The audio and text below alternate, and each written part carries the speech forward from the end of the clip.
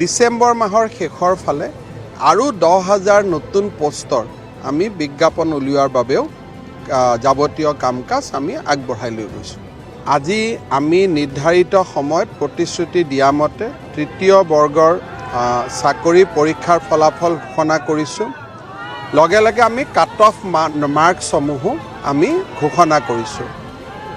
ইয়াৰ পৰৱৰ্তী পৰ্যায়ত ডিচেম্বৰৰ শেষৰ ফালে বা জানুৱাৰী মাহৰ পৰা অৰেল চতুৰ্থ বৰ্গৰ কাৰণে তৃতীয় বৰ্গৰ বাবে স্কিল এই দুইটাৰ ওপৰত নেক্সট লেভেল অফ ইণ্টাৰভিউ আৰম্ভ হ'ব।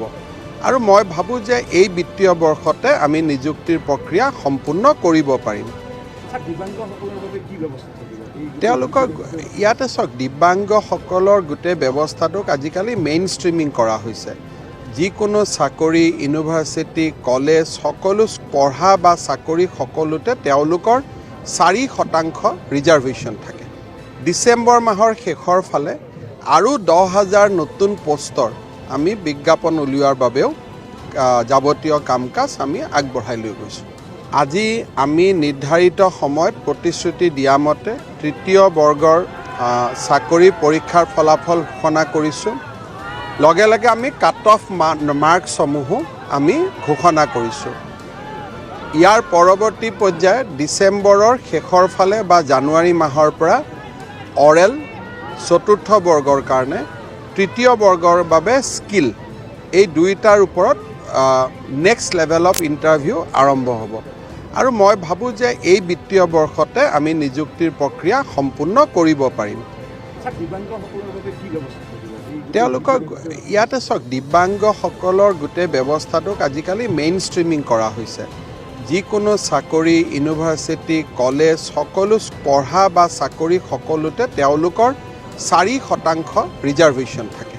ডিচেম্বৰ মাহৰ শেষৰ ফালে আৰু 10,000 নতুন পোষ্টৰ আমি বিজ্ঞাপন উলিওৱাৰ বাবেও যাৱতীয় কাম-কাজ আমি আগবঢ়াই লৈ গৈছোঁ। আজি আমি নিৰ্ধাৰিত সময়ত প্ৰতিশ্ৰুতি দিয়া মতে তৃতীয় বৰ্গৰ চাকৰি পৰীক্ষাৰ ফলাফল ঘোষণা কৰিছোঁ। লগে লগে আমি কাট অফ মাৰ্কসমূহো আমি ঘোষণা কৰিছোঁ। ইয়াৰ পৰৱৰ্তী পৰ্যায়ত ডিচেম্বৰৰ শেষৰ ফালে বা জানুৱাৰী মাহৰ পৰা অৰেল চতুৰ্থ বৰ্গৰ কাৰণে তৃতীয় বৰ্গৰ বাবে স্কিল এই দুইটাৰ ওপৰত নেক্সট লেভেল অফ ইণ্টাৰভিউ আৰম্ভ হ'ব। আৰু মই ভাবোঁ যে এই বিত্তীয় বৰ্ষতে আমি নিযুক্তিৰ প্ৰক্ৰিয়া সম্পূৰ্ণ কৰিব পাৰিম। তেওঁলোকক ইয়াতে চাওক, দিব্যাংগসকলৰ গোটেই ব্যৱস্থাটোক আজিকালি মেইন ষ্ট্ৰীমিং কৰা হৈছে। যিকোনো চাকৰি, ইউনিভাৰ্চিটি, কলেজ সকলো পঢ়া বা চাকৰি সকলোতে তেওঁলোকৰ 4% ৰিজাৰ্ভেশ্যন থাকে।